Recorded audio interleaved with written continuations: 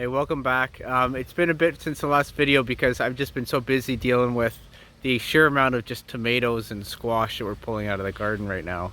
But I'll do a quick little update. We'll pull some beets. The beets are just doing fantastic. And yeah, stick around. So the sumacs are starting to turn red and the Jerusalem artichokes are putting on some gorgeous yellow flowers. Really, really, really nice looking plant considering it, gives so much food as well. And everything's just kind of ending up for the season. We're eating some pears off of this pear tree, pulling some apples off. I got a couple more pears up there, probably maybe 5 or 6 more on this tree. And we're gonna pull some beets today. I do really like the Jerusalem artichokes giving, a touch of pop of color at this time of year when everything's kind of dying. Gives a little bit of beauty. It's nice to have strawberries this time of year. Really, really tasty. Putting on another crop of strawberries. It's always a nice little treat. And another one here. Oh, and look, we got some King Strophoria mushrooms down in there as well. So the peppers are actually putting peppers on now, still well into October. Kind of neat. They were a little slow to start, but they're coming and they're making peppers still. I would have thought our freezing days would have killed this plant, but it seems pretty happy actually.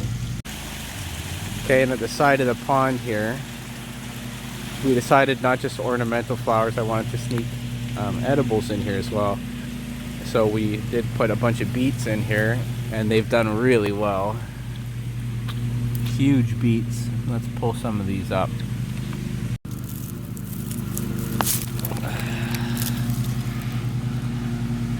Great beet. You can see right next to it some of the some of the Egyptian walking onions that I plugged are starting to pop up.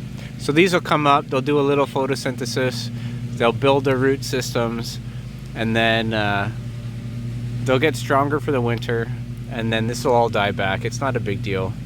And then they'll pop up again next spring. One of the first things that come up. Really nice to have perennial edibles.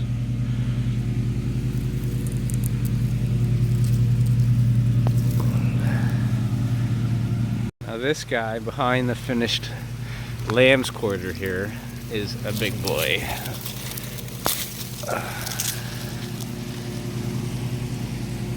One thing to know about beets also is that the beet greens are delicious and very healthy. So don't forget to eat these as well in salads. Here's the fig, and you might want to go look at some of the earlier videos from this season to see this tree. This one is in its first year and it's done fantastic. Absolutely fantastic for its first year. Let's now see if it'll survive a winter. Right next to the fig, we got some beets. Might as well put food everywhere. This nice wetland edge of the pond has a couple stowaway edibles nestled in some beets. Look at that, beautiful. And there's a waterfall there, there's that fig tree, and down this walking path here, you got it, beets. Look at this, growing like right out of the side of the rock almost. That's kind of cool. Everyone in my family kind of laughs at me because I just stick stuff like a chipmunk. I plant like a chipmunk. It's funny though, but to me that's kind of the fun part is it's like an Easter egg hunt, going around looking for the food. Sometimes I don't get it all, but then it just reseeds and comes back next year. So it's kind of, I don't know, it's a fun way. I kind of like the chaos. I like to put stuff everywhere. Quick update on the tomatoes. So you can see a lot of the green ones from the garden are definitely ripening up. We'll be able to do soup again. A whole bunch from Poppy's garden that he gave. So we're gonna do the same thing. And this is interesting too. This was one of the super green ones. And I took this tape off of this little hole and put it there. And look, it ripened really quickly. This is about a day. And it's interesting, I put it, kind of used these peppers to hold it. You can see that the gas will actually kind of cause accelerated aging of the pepper as well. So it's in there. And I use that as like a little ladder to stand the tomato up. And it's funny, right where the hole was, you can kind of see it's a little darker there. I don't know if you can tell on the camera. It's noticeably darker in that one little hole. And inside, we've got ripening tomatoes. These were the mega green unripe tomatoes. So I would say it definitely works. I'll close that back up. Put that guy back there and let those continue. All right, here it is a couple days later. Everything is reddening up. So I think it's time to make some soup with these.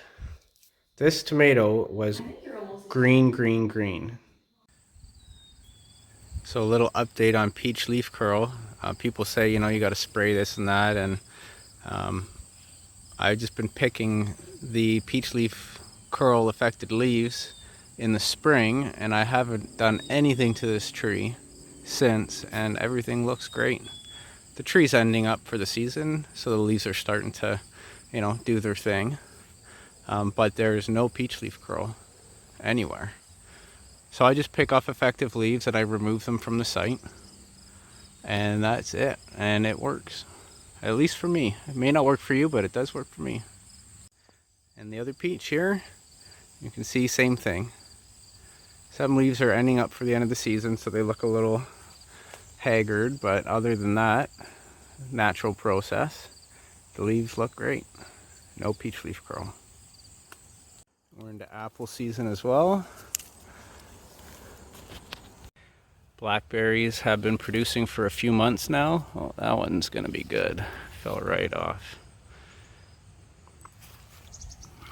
So tons of blackberries, apples, strawberries. Plant diversely, and you'll always have a crop coming up. And if you have a year like this year where we didn't get many peaches, then you get lots of pears, lots of apples, lots of raspberries, blackberries, strawberries. Plant diversely. So the amaranth patch is starting to dry out, so this is going to be a good time to go collect some seed. So you basically just take it and you put it in a pillow and you beat it a bit, and then you blow air and you get amaranth seed. And they're small, but they're quite tasty actually.